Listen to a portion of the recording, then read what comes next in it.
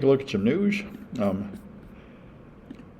So I just heard about this on Steve Gibson's podcast, and it's very interesting. You know, there are a lot of people that want to run old versions of Windows, especially at times like now when Microsoft makes outrageous hardware requirements for Windows 11 and they put ads on a desktop and junk people don't want.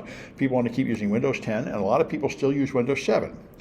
And you can do that with this company. What they do, Microsoft will give you 1 year of additional support for Windows 10 for $30. And if you're a company, they'll give you 3 years, but they keep doubling the price. But what these guys do is for like $25 a year, they will give you patches, and they patch not only Windows, but third-party software. And they patch stuff before Microsoft gets to it. And they patch the stuff Microsoft refuses to patch. There's a ton of stuff Microsoft refuses to patch. Because it's a technology that's going away. And what this is actually very cool. Now, they cannot change the files on the disk, because if they did, it would break the signature and they wouldn't run. So what they do is they just fix the code in memory, which usually means just like 25 bytes. Just a few machine language instructions are changed in the memory image. And so you're running an agent on your machine that patches programs and they go into memory. And it sounds fantastic, and it is a really good idea for people who want to keep using an old version of Windows. So when you say memory, do you mean the random access? Yes. So I mean, when you run a program, you double click the icon and it takes the hard disk file and it copies it into RAM and it runs it from RAM. So the hard disk file never runs. It's the copy in memory that runs, and you can modify the copy in memory without modifying the hard disk file.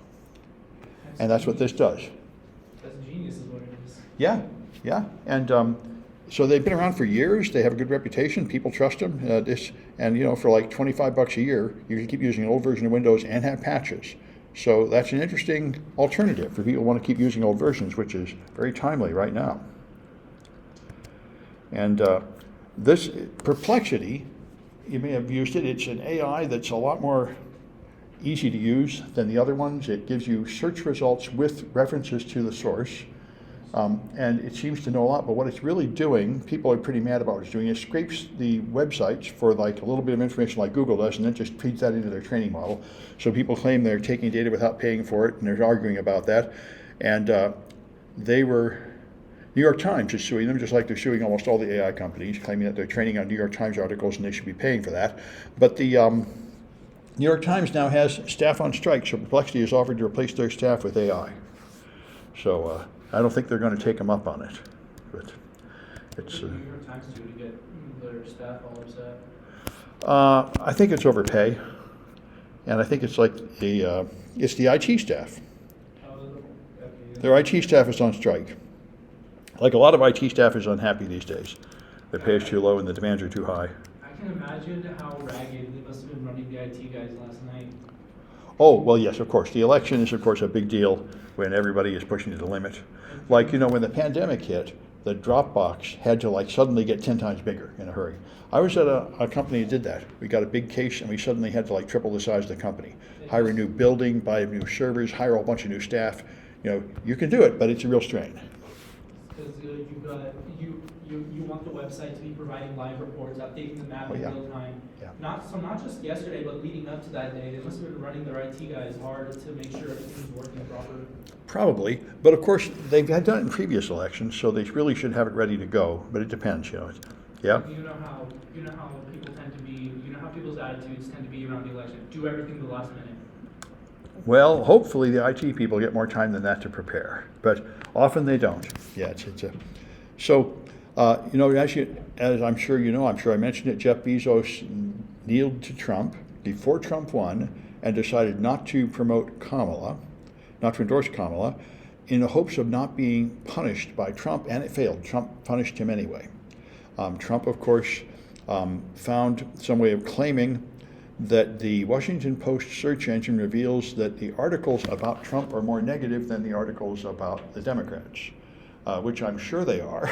Because Trump lies more and does more crazy things. Anyway, now he's suing them. He's got a federal election commission against them. And this is something real important from the people that study fascism. And I think we should all become educated about fascism, since now we're going to live in a fascist country. There is no appeasing the fascist leader. If you give him what he wants, he just comes back and wants more.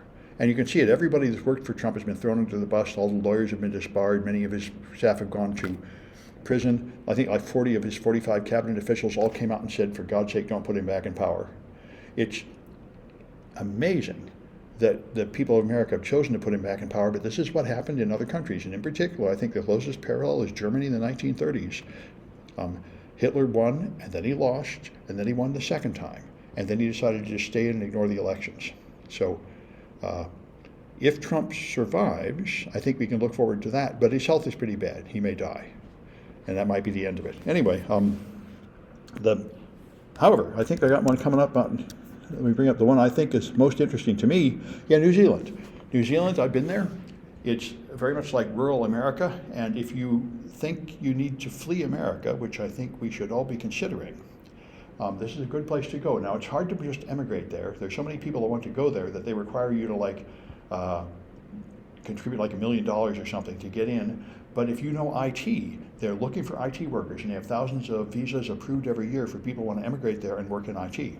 And I'm looking at it because we'll see what happens next year. But what I expect is starting in January and shortly thereafter, we're going to have thousands of immigrants set off to death camps. I mean, how are they going to deport them? Where are they going to send them? Who wants them?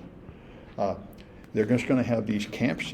That's Trump's number one promise this time is deporting 10 or 20 million people, and that will turn America into just a horrible place, I think, with people hiding people in their basement and squads of armed thugs knocking at the door, hunting them down, and then sending them God knows where to be in some kind of camp in the desert waiting for deportation to somewhere no one's going to take them, so they're just going to be stuck out there. Like most of his ideas, it seems half-baked. So I'm thinking leaving the country will become an increasingly attractive option if we have another Trump administration, and this is one good place to go. Canada is simpler, but people tell me they're having the same problems up in Canada. They have the same kind of far right taking power there, so it may not be much of an improvement, but I think New Zealand would be. I don't know how the deportation stuff is going to work. Yes, exactly. It'll cost a ton of money. It'll crash the economy because the illegal immigrants do most of the work, and it makes no sense. All of his proposals make no sense, like ending the income tax and replacing it with tariffs.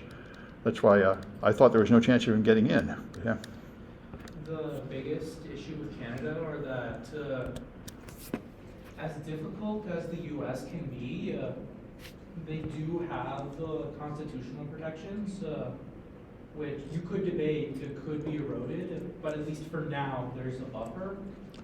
Whereas, well, we have things like free speech, but that doesn't. Whereas in Canada, they have no like federal level protections for that kind of stuff. It's significantly easier for them to arrest you.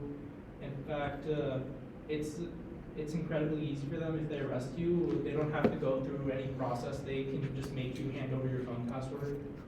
Ah, okay. Well, that's interesting, and I didn't know that about Canada. But anyway, I never. So I would recommend, so if you want a place that's going to give you the freedom, I would recommend a place like New Zealand or Switzerland.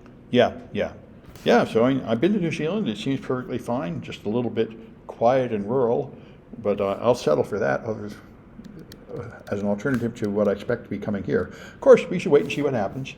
One good thing about Trump is he usually doesn't keep any of his promises. So maybe he won't do any of that stuff he said he was going to do.